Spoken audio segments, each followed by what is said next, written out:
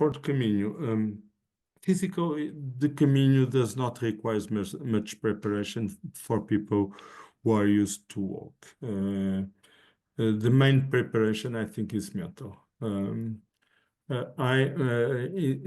this Camino I walk an average of 24 kilometers per day, but some people choose to shorter stage.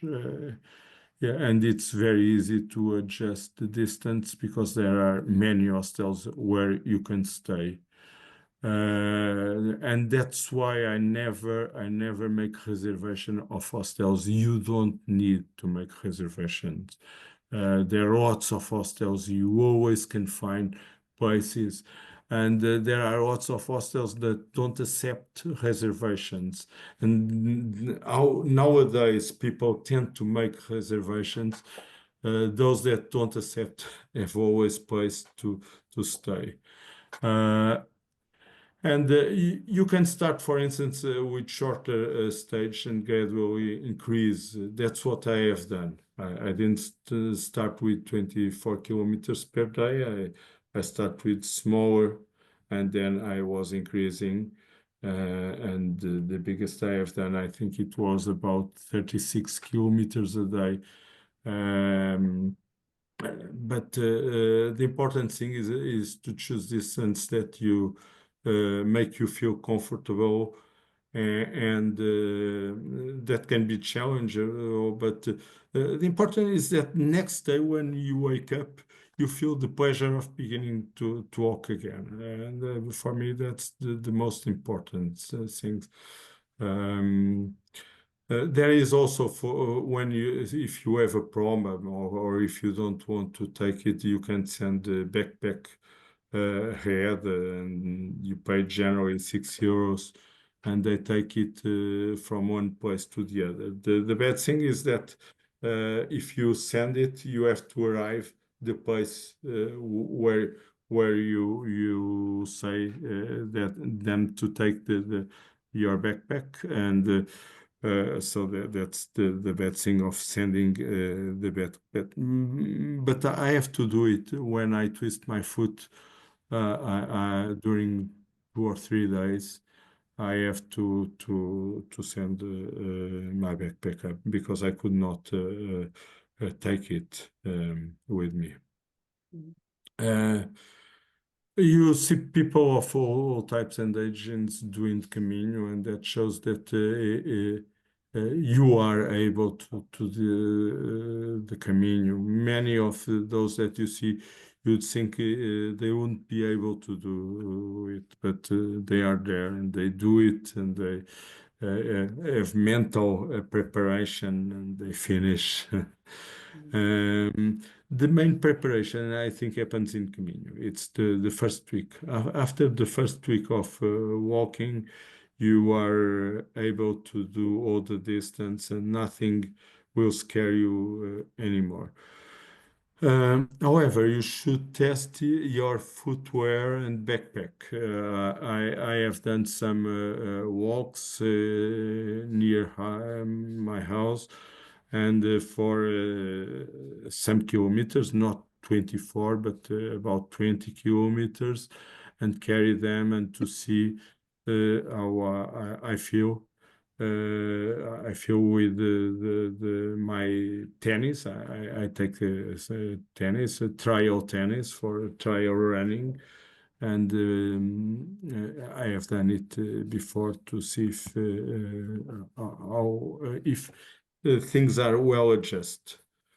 And I think it's important what you use, if it's tennis or boots, because it's important that you learn how to treat you don't learn how to treat foot blisters, but you should learn how to avoid them. And to avoid them is to do the distance that makes you feel comfortable, and use a footwear that it's good for you. Still, walking 34 days is a demanding experience, and requires resilience. Of course, it's I cannot say that that it's easy or to do, but it's a challenge and that we can afford. The main challenge I encountered this time I have done the Camino was the wind, especially the wind. The main was the wind crossing the Pyrenees, and we also have an Hurricane Kirk with the winds over 100 kilometers, and the end of another hurricane that I don't remember the name. So the wind was the worst things, and the wind also came in face of us, never helping us to go. And the rain, I don't get much rain, but when the rain coincided with the wind, it was very difficult because it hits our faces like needles. But I didn't take many rain. And the cold, not also, not, it was not winter. And when we go away and we start walking, we in 1 hour there was no cold for us. Um, some sections of the Camino are more challenging, more difficult. For instance, the descent from the Pyrenees to Roncesvalles, I feel it's a little difficult. The stage to Zubiri, the descent also from Cruz de Ferro. Cruz de Ferro is here, is this image, shows Cruz de Ferro, is the highest point in Camino. It's not the Pyrenees, it's here before Ponferrada. And it was also difficult. And the entry into Galiza, we have to climb to Ocebrero, and it's one of the most difficult parts to climb in Camino. But these are just a small part of the Camino. And it's just some days and. Um, Well, and what to pack? The important is as little as possible. You should not take more than 10% of pilgrim's weight. That's the recommendation. But it's if it's less, it's good.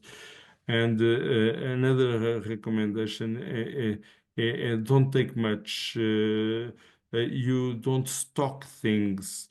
You should not stock because you don't need to stock nothing because there's lots of places where you can buy things, and so don't stock nothing. Don't take things that you think that you need, but just because you think that you need or that you are afraid. After I twist my foot, I take lots of things and send by mail to home, and because they were not necessary. It's always things that we put that because we are afraid that we need, but we really don't need it in Camino. So I send it at home in Pamplona. So that I was able to finish and continue the Camino. Where to sleep? There are lots of places to sleep. There are hostels, albergs, and for me are the perfect places for socializing at the end of each day of walk. The parish hostels are connected to the church.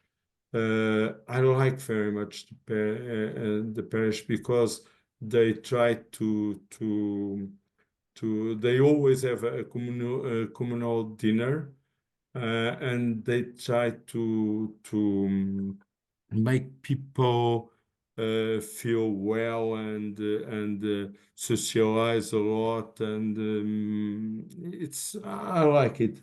And you pay; these are donation-based hostels. That means that you only give and pay what you feel it's just and that you can, and they are general, of course, parish run. And normally reservations for these are not allowed. Also, municipal hostels, they cannot be reserved. But it's not necessary because as I have told you, nowadays people tend to make lots of reservation. So we always have places in these hostels, the parish or municipal hostels. Municipal, in my opinion, are the best ones.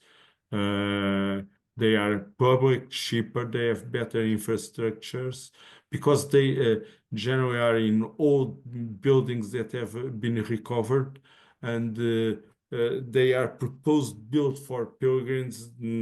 And generally, they are in better locations in the center of the city, near the Cathedral of Leon, near the Cathedral of Burgos, and private ones generally are more outside the center of the cities, and they provide opportunities to stay with the same people that you are meeting along the way, enhancing social interaction.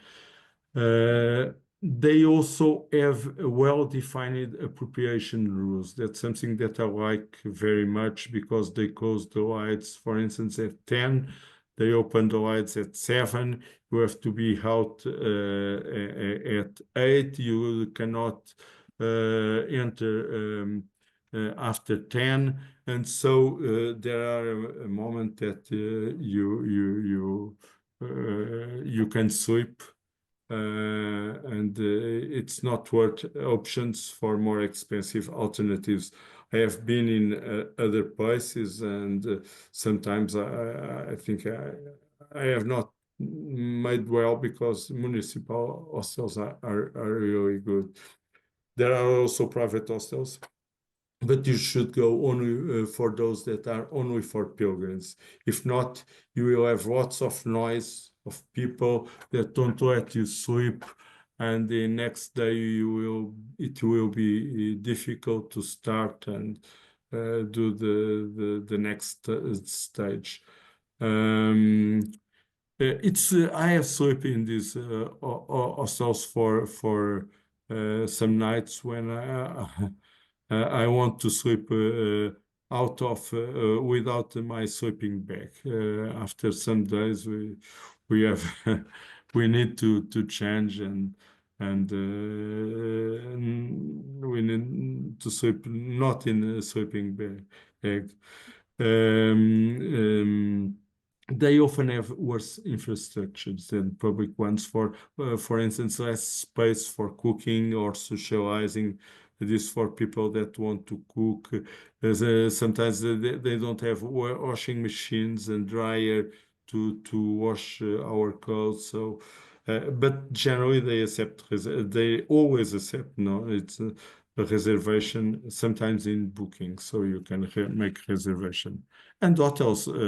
The problem is that they might have clients that they are not pilgrims, and so sometimes some noise.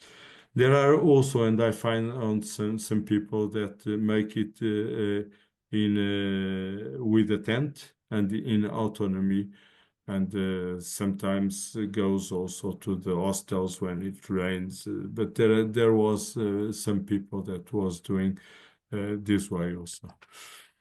This And is the pilgrims. Yes. sorry, do you know if you're camping, is it free camping or are there designated areas where you're allowed to camp? They stay.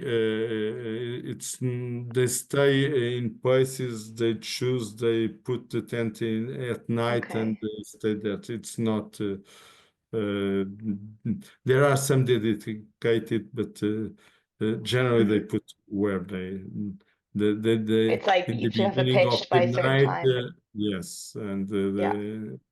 when the sun comes, they are And already yeah. walking. So the this is the pilgrim's credential. If you go to if you do the Camino you need, this one is mine.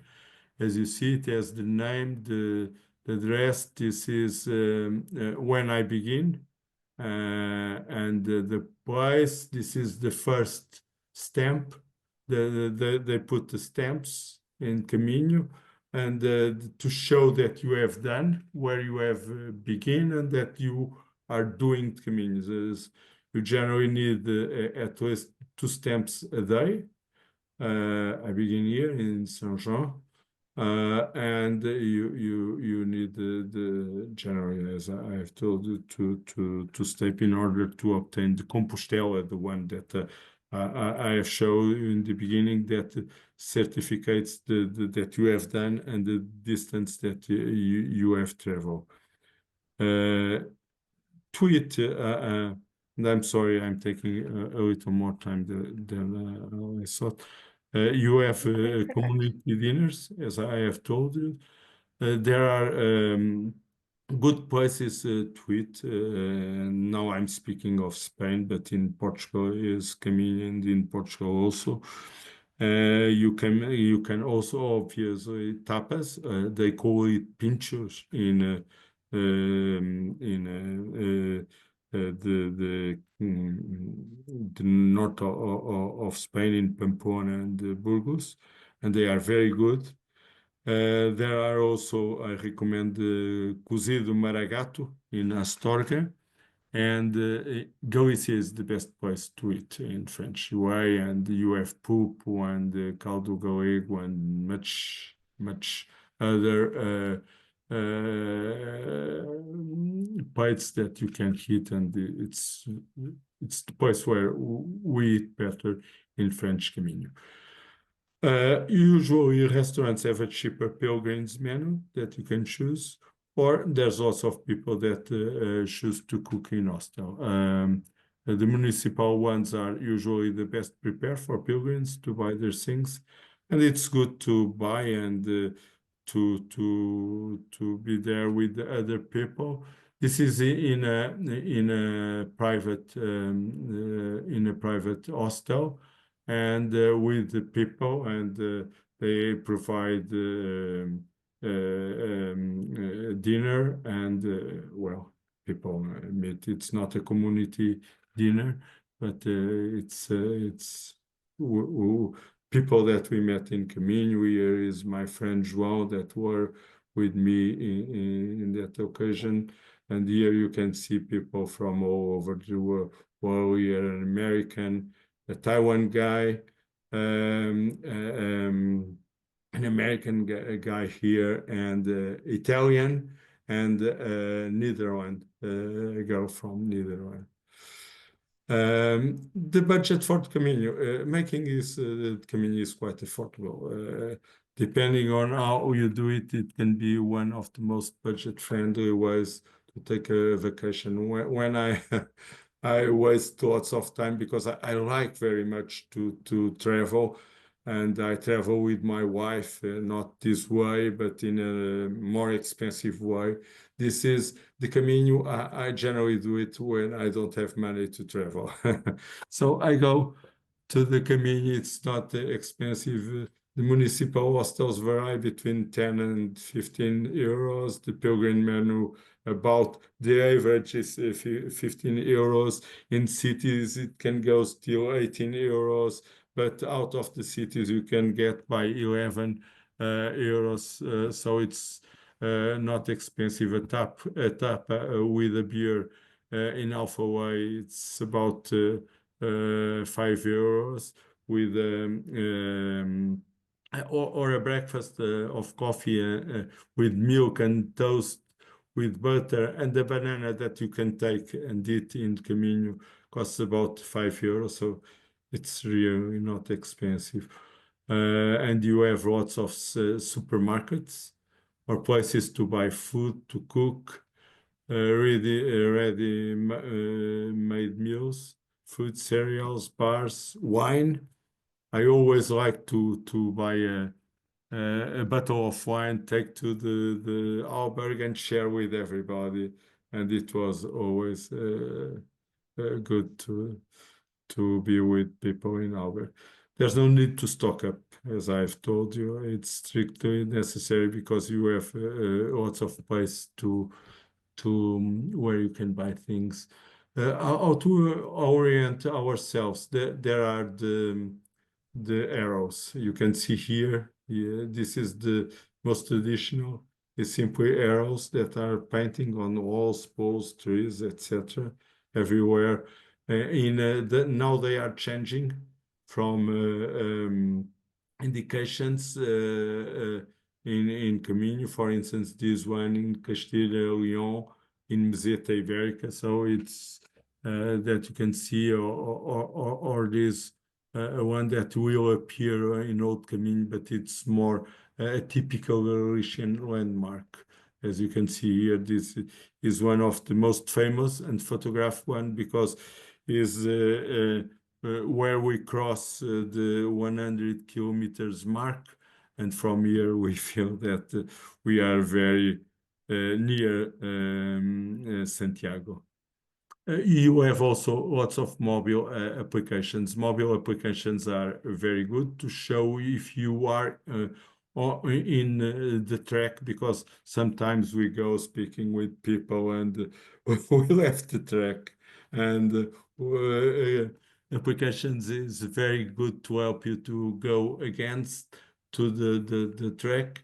And I use mainly this one, Camino Ninja, but most part of people use this. Buen Camino, the Santiago is the one, and I would recommend this one because I'm very used to Camino Ninja, but this one has better information, lots of maps, lots of information about the places where are we going, where we are going to stay, the monuments to see, the places to see, also the maybe better information about the hostels and the hotels if you want.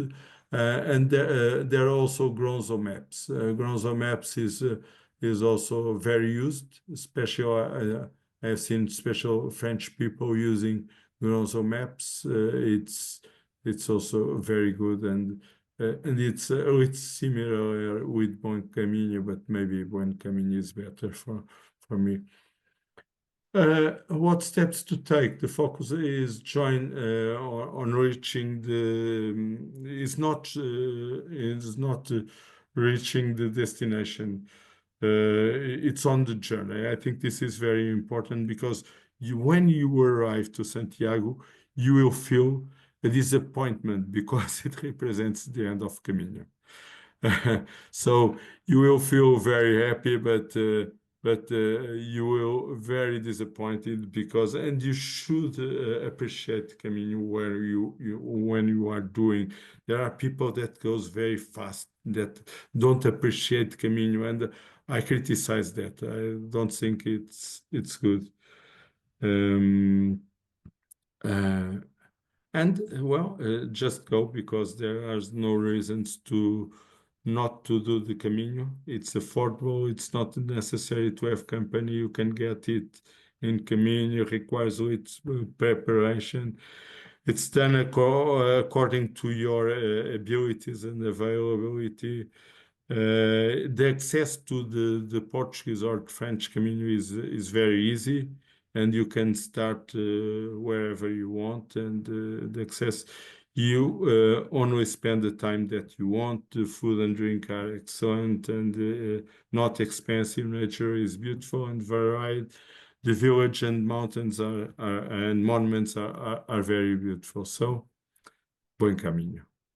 This is me with almost less 4 kilos in the end of Camino. And so So thank you for being here with me.